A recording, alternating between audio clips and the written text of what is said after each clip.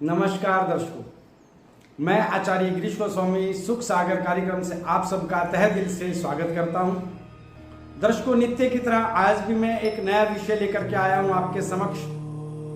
हमारे यहाँ जो द्वादश ज्योतिर्लिंग हैं, अर्थात जो 12 महादेव के ज्योतिर्लिंग हैं, उनमें ज्योतिर्लिंगों में जो दूसरा ज्योतिर्लिंग है वह है मल्लिकार्जुन। आज हम मल्लिकार्जुन के बारे में जानेंगे कि मल्लिकार्जुन की पूजा से किन लोगों को लाभ होता है और किस ग्रह से मल्लिकार्जुन की पूजा से सब स्थितियां ठीक होने लगती हैं। दर्शकों, मल्लिकार्जुन के बारे में आपको बता दें, मल्लिकार्जुन शब्द 2 शब्दों से मिलकर के बना है। मल्लिका अर्थात मां पार्वती, अर्जुन अर्थात भगवान शिव। मल्लिकार्जुन का जो इतिहास है वह इस प्रकार है।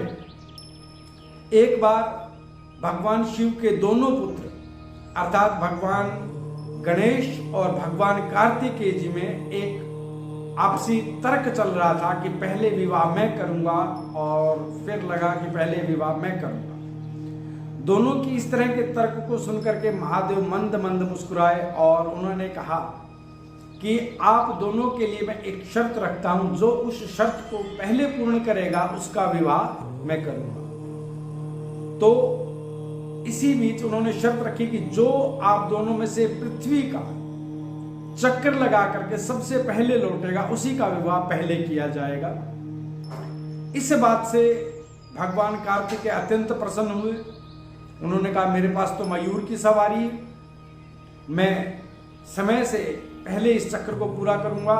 और इसी शर्त को सुनकर के भगवान गणेश कुछ चिंतित हो गए कि मेरा जो वाहन है वह मूषक है और उसकी गति अधिक नहीं है। तो भगवान गणेश एकांत में बैठ करके भगवान शिव और मां पार्वती का ध्यान करके चिंतन करने लगे।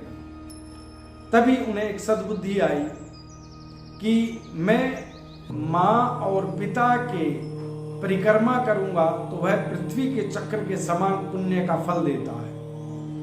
अब यहां कार्तिकेय जी निकल चुके थे पृथ्वी की परिक्रमा करने के लिए, और इसी दौरान भगवान गणेश जी ने मां पार्वती और भगवान शिव को एक ऊंचे स्थल पर बिठाया, और ऊंचे स्थल पर बिठाने के बाद चरण छुए और उनकी परिक्रमा की। इस तरह से उन्होंने 7 परिक्रमा पूर्ण की। 7 परिक्रमाओं में वो बार बार भगवान शिव और मां पार्वती का पांव छूते और परिक्रमा पूरी करते। अब जब 7 परिक्रमा पूरी होगी तो मां पार्वती ने पूछा, पुत्र ये क्या है? उन्होंने कहा, हे मां, हे पिताश्री, हमारे शास्त्रों में ग्रंथों में जो वर्णित है कि अगर जो आप माता पिता की परिक्रमा पूरी कर लेता है उसे पृथ्वी की परिक्रमा के समान फल मिलता है, तो मैंने वह परिक्रमा पूरी कर ली। भगवान शिव और मां पार्वती उनकी इस बुद्धिमता को देख करके मुस्कुराए और तत्काल उनका विवाह विष्णु दक्ष प्रजापति की दोनों पुत्रियां रिद्धि और सिद्धि के साथ विवाह करने का निर्णय लिया और विवाह कर दिया गया। जब विवाह हो गया और विवाह के बाद इधर कार्तिकेय जी अपनी परिक्रमा पूरी कर रहे हैं पृथ्वी की, और इस परिक्रमा के दौरान उन्हें रास्ते में नारद जी मिलते हैं। नारद जी ने प्रसन्नता से उन्हें गणेश विवाह का वृतांत सुनाया।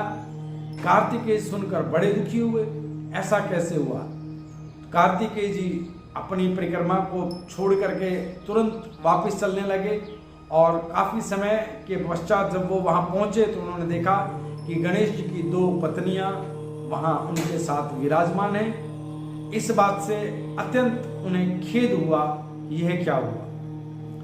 यह देखकर कार्तिकेय जी ने माता पिता के पांव छुए और वहां से वह छोड़ करके चल दी। इस बात को देख करके मां पार्वती बहुत खिन्न हुई कि मेरा बेटा मुझसे दूर जा रहा है बिना कुछ कहे।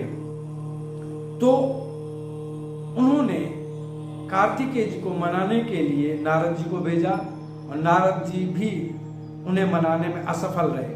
दरअसल कार्तिकेय जी कोंच पर्वत पर जाकर के विराजमान हुए, और एक दिन मां पार्वती और भगवान शिव दोनों कोंच पर्वत की तरफ अग्रसर हुए और यह देख करके कार्तिकेय जी की मेरे माता पिता कोंच पर्वत की तरफ आ रहे हैं, तो वह वहां कोंच पर्वत से भी चले गए। जब कोंच पर्वत से चले गए तो भगवान शिव और मां पार्वती अत्यंत दुखी हुए और उसके बाद माता पार्वती और भगवान शिव बारी बारी से उस पर्वत पर जाते रहे।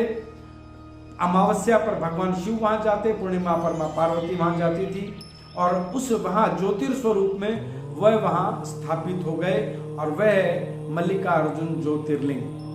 मल्लिकार्जुन ज्योतिर्लिंग की पूजन करने से जिन लोगों का विवाह नहीं हो रहा उनका विवाह शीघ्र होता है।